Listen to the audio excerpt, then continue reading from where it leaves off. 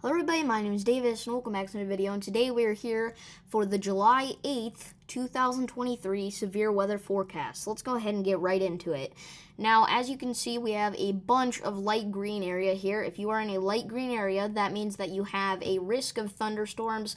However, these thunderstorms will not be anything strong or severe, maybe some minor gusty winds or some small hail, but other than that, nothing bad too much at all. Now, in the dark green area, you have a marginal risk of severe weather. That means that you have a risk of seeing a small tornado, some damaging winds, or some small hail. Now, I wouldn't be too concerned if you're in this dark green area. Usually nothing too severe ever happens here. Like I said, maybe you'll get one of those three things to happen to you, but overall, not such a bad thing if it happens. And then we have a yellow risk here, which is the slight risk of severe weather. So, if you're in this yellow path, you have a slight risk of severe weather.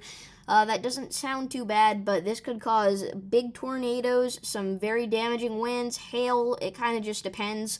And the states that are in this region are kind of eastern Wyoming, a little portion of it. We got eastern Colorado. We got southwestern Kansas here. We got northeastern New Mexico. We got basically the entire state of Oklahoma. We got a little bit of the boot of Texas. We have also got over here Arkansas.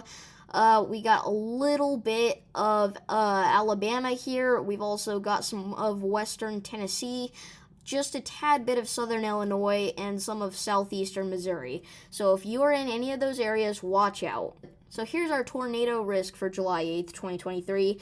There is only a 2% risk on July 8th. However, it is a very, very big area with some very populated places. As you can see, 4.8 million people could be affected by a tornado. Now, this shouldn't be a big F5 tornado or anything. However, some F1 and F0 tornadoes are still extremely damaging, so watch out for that. If you're anywhere in like Cheyenne, Denver, Pueblo, watch out.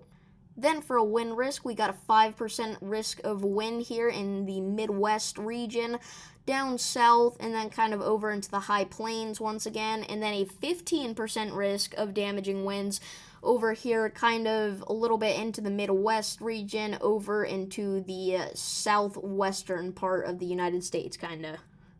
And then we've got our hail risk. So a 5% risk in basically all the same areas and a 15% risk in basically all the same areas. However, we do have this hatched risk of hail here. So if you were in this little hatched area right here, let's see if there's any big cities in there. No, not really. Anyway, if you're in this little area here, then that means that there's a 15% chance that you are going to see hail that is 2 inches or larger, which I do believe is actually going to be the biggest threat in this storm. Now, this is in eastern Colorado, and this area has been hit very, very hard recently by the storms, so just get ready for another round of severe weather.